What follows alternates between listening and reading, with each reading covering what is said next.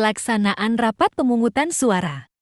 Ketua KPPS membuka rapat pemungutan suara tepat pukul 7 waktu setempat. Ketua KPPS memimpin pelaksanaan sumpah atau janji seluruh anggota KPPS dan petugas ketertiban TPS. Apabila belum ada saksi, pengawas TPS, atau pemilih yang hadir, maka pemungutan suara ditunda selama 30 menit sampai saksi, pengawas TPS, atau pemilih hadir. Apabila hingga pukul 7.30 menit waktu setempat, saksi, pengawas TPS, atau pemilih belum hadir, rapat pemungutan suara dibuka dan dilanjutkan dengan pemungutan suara. Ketua KPPS dibantu anggota KPPS membuka kotak suara dan memeriksa perlengkapan pemungutan dan penghitungan suara, serta mengeluarkan dan menghitung surat suara. Ketua KPPS memperlihatkan kotak suara yang sudah kosong kepada pemilih, saksi, dan pengawas TPS, serta menggembok kembali kotak suara tersebut. KPPS mempersilakan pemilih yang sudah datang untuk mendaftar ke anggota KPPS, dan KPPS mendahulukan pemilih yang lansia, disabilitas, serta ibu hamil dan ibu membawa anak dalam antrian pemilih. Ketua KPPS menjelaskan kepada pemilih, saksi, dan pengawas TPS mengenai tata cara pemberian suara. Ketua KPPS memanggil pemilih dan memberikan surat suara yang telah ditandatangani Ketua KPPS. KPPS menerima model C, pemberitahuan PU, kemudian memeriksa jari tangan pemilih, selanjutnya meminta pemilih untuk memperlihatkan KTP elektronik dan menandatangani formulir model C, daftar hadir PU. Pemilih menerima surat suara sesuai dengan hak pilihnya dan memeriksa kondisi surat suara.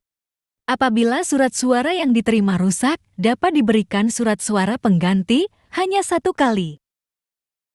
Bagi pemilih penyandang disabilitas dan lanjut usia yang membutuhkan pendamping, harus mengisi formulir model C.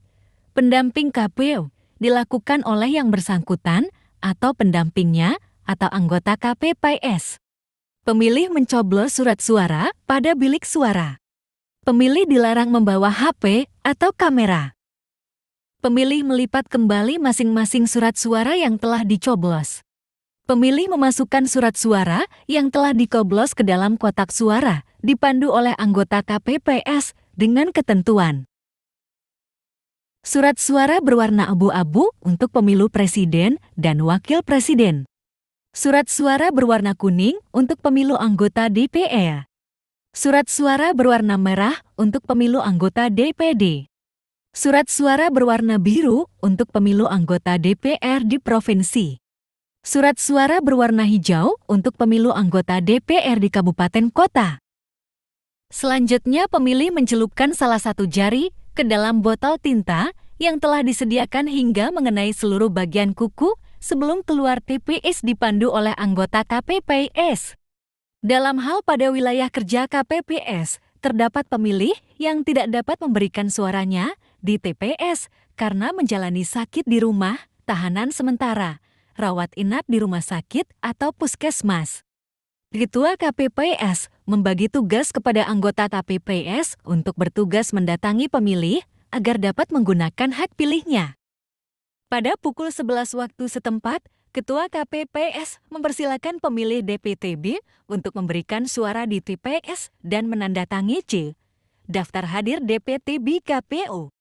Pada pukul 12 waktu setempat, Ketua KPPS mengumumkan bahwa pemilih DPK diberikan kesempatan untuk memberikan suara di TPS dan didaftarkan pada formulir model C DAFTRHADER di PKKPU. Apabila surat suara di TPS telah habis, pemilih yang bersangkutan diarahkan untuk memberikan suara di TPS terdekat. Ayo rakyat Indonesia bersatu.